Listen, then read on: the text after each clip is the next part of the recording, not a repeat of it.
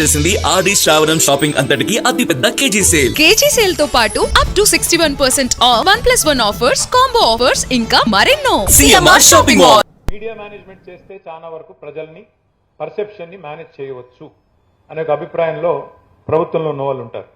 కానీ ఏం జరిగింది మన ఢిల్లీలో? అర్ధరాత్రి ప్రధానమంత్రి గారు ఇన్స్టాగ్రామ్లో వీడియో పెట్టాల్సిన పరిస్థితి వచ్చింది.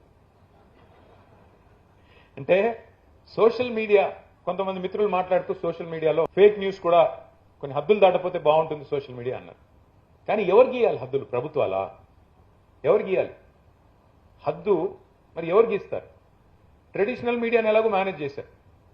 చివరికి ఇక్కడ మేము రాస్తాము మీ మీద వార్తలు, అప్పుడప్పుడు పాజిటివ్ రాస్తాం, అప్పుడప్పుడు నెగిటివ్ రాస్తాం, ఉన్నవి ఉన్నట్టు రాస్తాం, కానీ యాడ్స్ మాత్రం ఆపకండి అని అడిగే పరిస్థితి వచ్చిందంటే పరిమితులు, స్వేచ్ఛకి హద్దులు పెడితే ఇంకా అది వాక్ స్వాతంత్రం ఎట్లా అవుతుంది? అది స్వేచ్ఛ ఎట్లా అవుతుంది?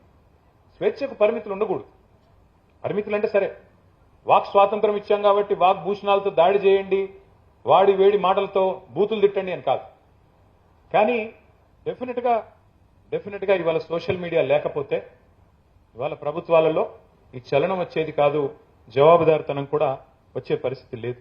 ఇవాళ పిల్లలు, మనం ఆలోచించాల్సిందంటే పిల్లలు ఏం కోరుకుంటున్నారు, కొత్త తరం పిల్లలు? ఎందుకంటే వచ్చే ఎలక్షన్ కాడికి 2029 నాటికి the largest voting block will be Gen Z. Largest voting block అంటే 50% పైగా ఓట్లు ఈ పిల్లలే అయిపోతా ఉన్నారు. దేశ తలరాత వారే నిర్ణయించబోతా ఉన్నారు. మనం పత్రిక నడిపే వాళ్ళుగా, పత్రికల్లో పనిచేసే వాళ్ళుగా, మీడియాలో ఉన్న వాళ్ళుగా, లేదా రాజకీయాల్లో ఉన్న వాళ్ళుగా మనం ఆలోచించాల్సింది ఏంటంటే ఈ పిల్లలు ఏం కోరుకుంటున్నారు, ఎట్లా చూస్తున్నారు, ఎక్కడ చూస్తున్నారు, వాళ్ళు ఎక్కడి నుంచి వార్తలు సమాచారం సేకరించుకుంటున్నారు అనేది కూడా నేను చెప్పాలి.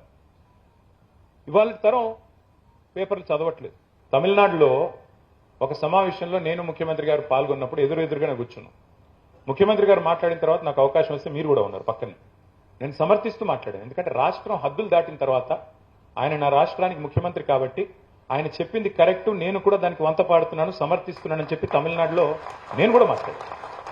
సార్, రాష్ట్రం హద్దు దాటిన తర్వాత, సరిహద్దులు దాటిన తర్వాత మన ముఖ్యమంత్రిని, మన రాష్ట్రాన్ని మనం కించపరుచుకుంటే మనమే 10 మందిలో చులకనవుతాం. అట్లా హద్దులు దాటం. కానీ రాష్ట్రం లోపల ఉన్నప్పుడు కూడా అదే పద్ధతి ఉంటే బాగుంటుంది. అంతేగాని ఇక్కడికి రాగానే రక్తాలు కావాలి, ఇంకోటి కావాలంటే మాకు కూడా స్పందించక తప్పని పరిస్థితి. మేము చిన్నగా ఉన్నప్పుడు సినిమా థియేటర్కి పోతే న్యూస్ రీల్ అనేసి, మీకు గుర్తుండొచ్చు కొంతమందికి. న్యూస్ రీల్ అంటే ప్రపంచవ్యాప్తంగా జరిగిన న్యూస్ అన్నింటినీ ఒక రీల్ రూపంలో ఎంటర్టైన్మెంట్ కంటే ముందు మీకు న్యూస్ కూడా చూపెడతామని చెప్పి న్యూస్ చూపెట్టేది. అది న్యూస్ రీల్ జమానా. ఇప్పుడేమో రీల్స్ లో న్యూస్ వస్తున్నాయి. రివర్స్ అయింది సీన్. పిల్లలు ఇవాళ రేపు ఇది పేపర్లు ఇట్లా తిరిగేట్లేదు, ఇట్లా లేదా ఇట్లా. సో మారిన పరిస్థితికి అనుగుణంగా మనం కనుక చూసుకోకపోతే, మనం కూడా మారకపోతే మనం కూడా అవుట్డేటెడ్ అయిపోతాం, ఆబ్సల్యూట్ అయిపోతాం.